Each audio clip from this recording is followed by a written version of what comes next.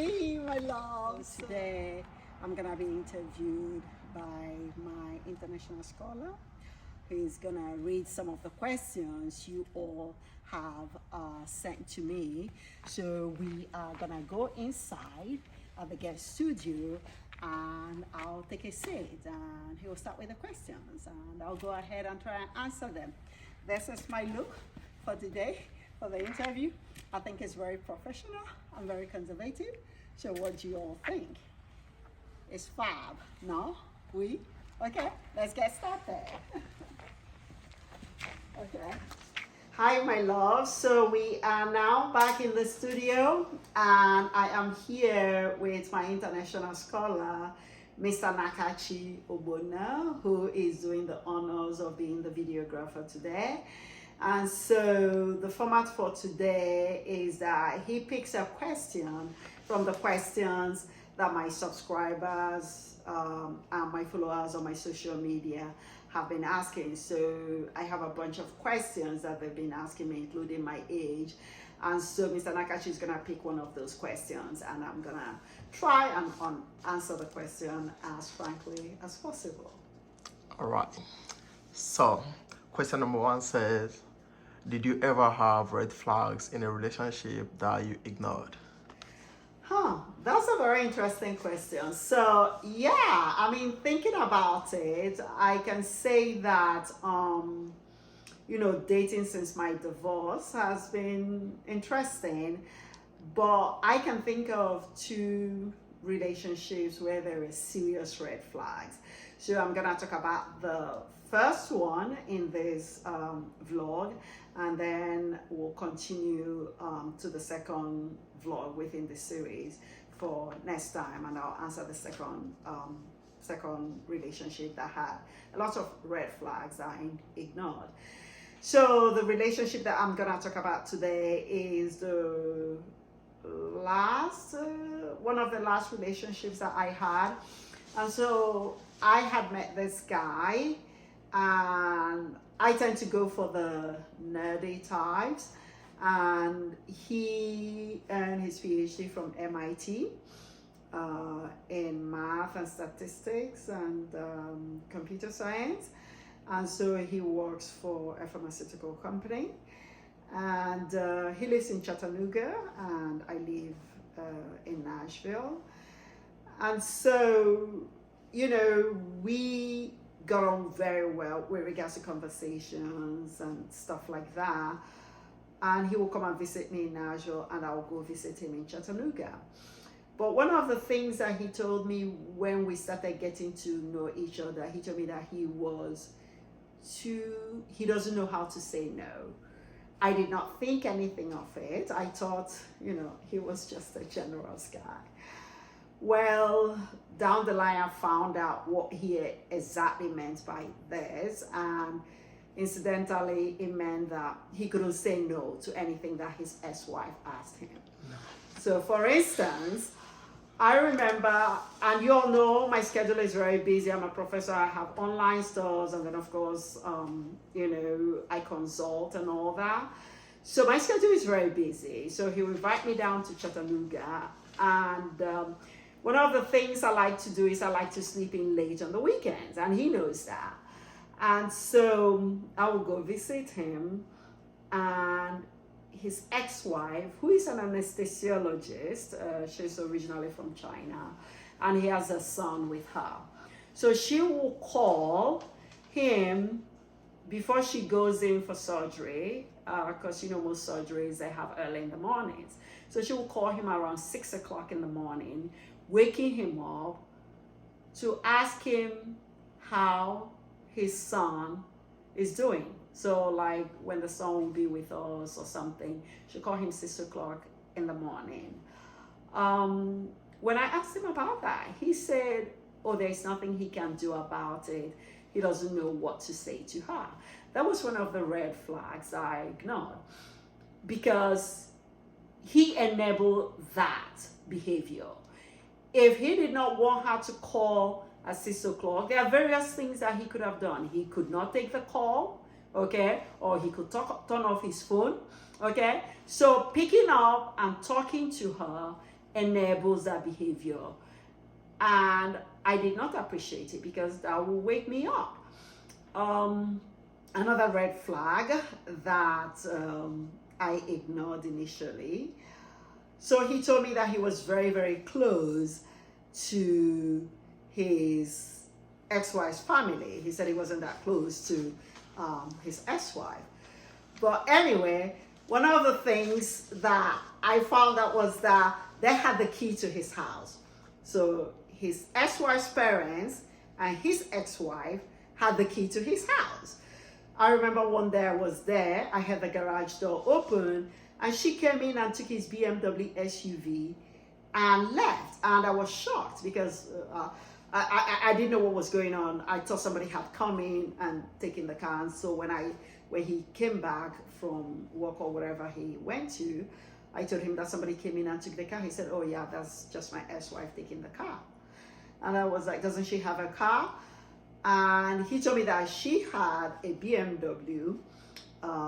It wasn't an SUV, but he lets her take his BMW SUV when she would travel or stuff like that. So, I mean, that was strange to me. I was like, okay, maybe he's just being a nice guy. It was a red flag. But it was a little red flag as far as I was concerned with regards to having the key to the garage to take the car. But the major red flag for me was, I recall one day, I was working out. I love jumping on the trampoline. And so he bought a trampoline for me to work out on. And he had a trampoline in the one of the sitting areas. So when I use the trampoline, I do not like to wear clothes. I just wear my bra and panties. And so, my tongue panties. And so I was jumping on the trampoline and I had the back kitchen door open. Now I was in a second sitting room. So I had the back kitchen door open and I was calling out his name because I thought maybe he had come back. Come to find out that it was the parents that were coming into the kitchen. I don't know whether they were going to cook or something like that. And so I had to do Pink Panther to try to get out of the sitting room and get into the bedroom so that they could not see me because I was wearing this very, very skimpy thong and a bra top, jumping on the trampoline. And that was very, very unnerving. When I asked him about that, he told me that he gave them the keys such that when he travels, they can bring in his mail and stuff like that. Another time I was also on my trampoline and the door opened and it was his ex-wife. She came into the kitchen, I presume, to get a baking pan. So I sort of had to hide such that she wouldn't see me almost nude. And at that point, I was a little bit irritated, or I was irritated. So I talked to him about it, and he said that he was comfortable enough with them having the key to the house, whereas he did not like me having male visitors come to my house. And so I pointed that out to him, and he said that he was going to tell them not to be coming into the house. He did not say he was gonna take the keys from them. He was gonna talk to them about coming into the house that often. And so that I should have recognized that was a very red flag and left the relationship. But I was like, okay, he's charming, he's educated, we traveled together, we went to London when I gave my BBC talk, and he was a very kind guy, so anyway, another big red flag was when we went on a short trip to Atlanta. So we were supposed to spend the whole summer weekend in Atlanta. And so on our way to Atlanta, just before we got there and before we checked into the hotel, the ex-wife called him and told him that she wanted him to go pick up her parents that were flying in from out of town. Maybe they had gone to China and were coming back. I don't know. They had gone somewhere, but they were flying into the Chattanooga airport. And so she wanted him to go ahead and pick them up from the airport. And I told him, I said, because I had the conversation, I said, tell her that we're going to Atlanta, so we're out of town, so we can't pick them up. So he told her to go ahead and pick them up. And she said that she was on vacation and she was out of town, so she couldn't pick them up. And he agreed to go pick them up. So after he hung up the phone, I just about lost it. I was like, we're out of town in Atlanta. I made the time to come spend the weekend with you in Atlanta. And you're telling me that you're gonna go back, we're gonna cut our trip short, go back to Chattanooga to pick up her parents from the airport. And he was like, yeah, that doesn't sound so fair. I told him, I asked him if he could ask the parents to use an Uber or even order an Uber for the parents and pay for the Uber. And he hemmed. He was like, okay, I'm gonna see what I can do and stuff like that. So we got to the hotel, checked in, went shopping, went for the dinner that he had reserved for us. And all through dinner, you could tell that he was sort of uncomfortable. And so when we got back from dinner, I was like, what? He said, I think we're gonna cut the vacation short. We'll leave tomorrow morning early to go pick them up from the airport by the time they arrived. Now, remember, I was just getting to know him. I mean, I had known him for a few months and, you know, we were thinking about progressing to the next stage of the relationship. And so at this point, I didn't know what to think. So we had to wake up early the following day and drive all the way back to Chattanooga. And he dropped me off at his house and went and picked up the parents. And so I wasn't happy about that because I was looking forward to spending a whole weekend in Atlanta, especially considering my schedule and how busy I am. But I bit my tongue so that I wouldn't say anything hurtful. But I was wary, kind of wary of where this relationship was going to lead. And so there were a lot of red flags that I ignored. Another one was the ex-wife wanted to go on vacation with her girls. So we were supposed to go to the beach. We were supposed to go to their property, one of his properties in North Carolina that was by the ocean. And we had planned the vacation. Apparently she had planned the vacation with her girls. And it was her turn to have the 12-year-old son. But he asked me if we could go with the son to the beach. And I didn't have a problem with that. So we went to the beach. We were at the beach for 10 days. And then we came back and the ex-wife had come back from her vacation. Remember, those were 10 days that she was supposed to keep the kid. And the ex-wife had also come back from her vacation. And so the night we got back in, we were supposed to drop off the kid and then go for a private dinner because throughout the 10 days, we always went for dinner with the son. So the ex-wife called and left a message and said that she was gonna be out that night with friends and so that he should keep the kid. I lost it. I was like, I'm going back to Nashville.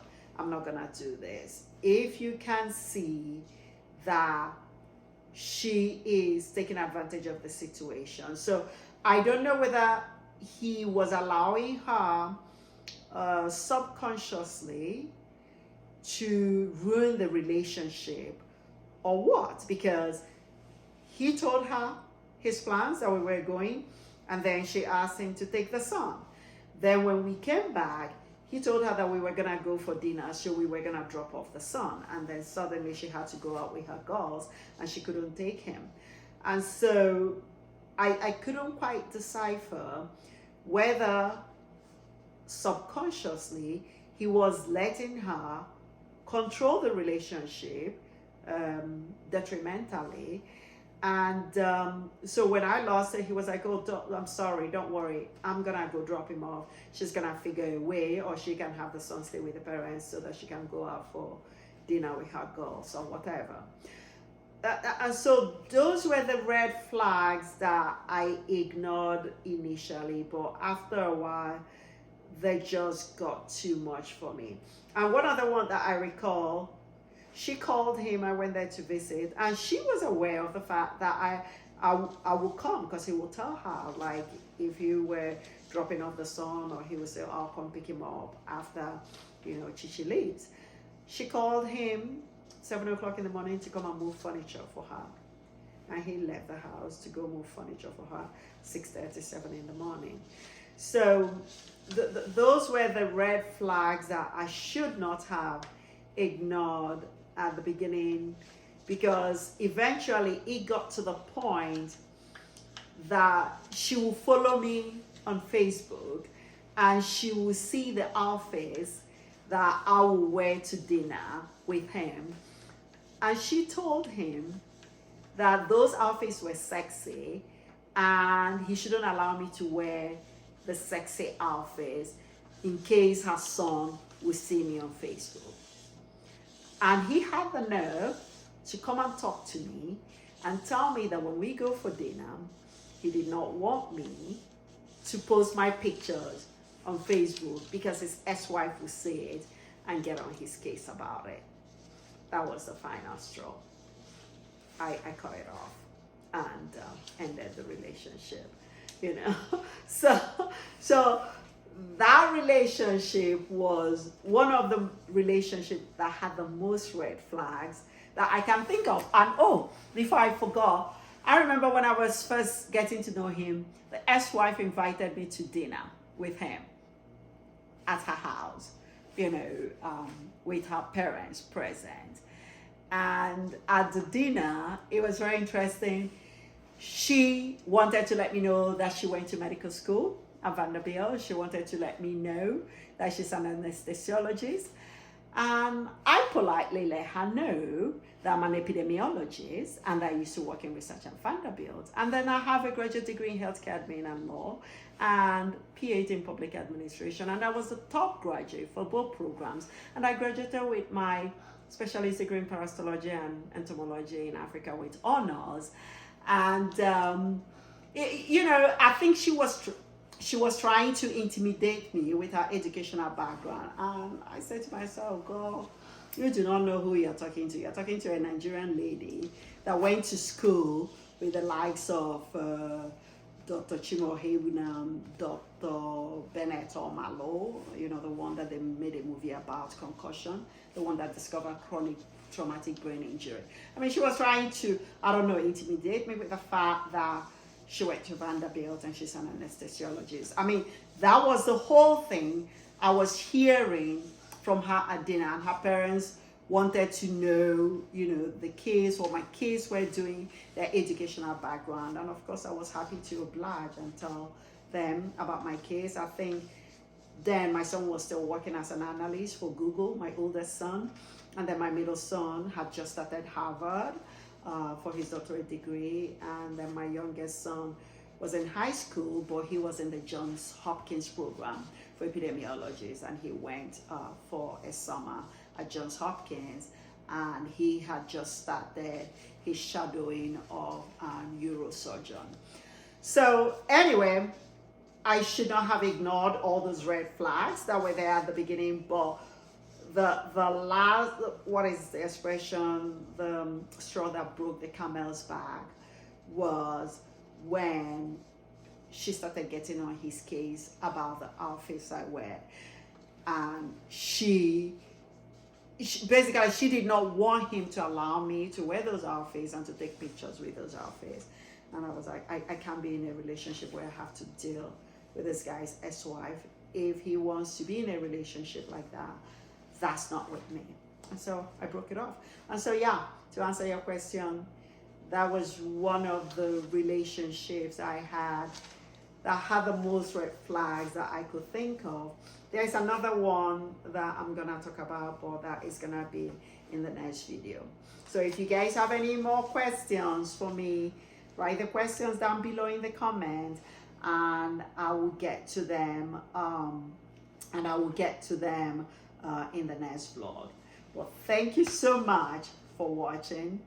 Thank you so much for being with us, and looking forward to seeing you next time. Mr. Nakachi, does that answer your question? Yes, perfectly. Okay, thank you. Kisses, kisses from far away, kisses from far away, kisses from far away. Que merci.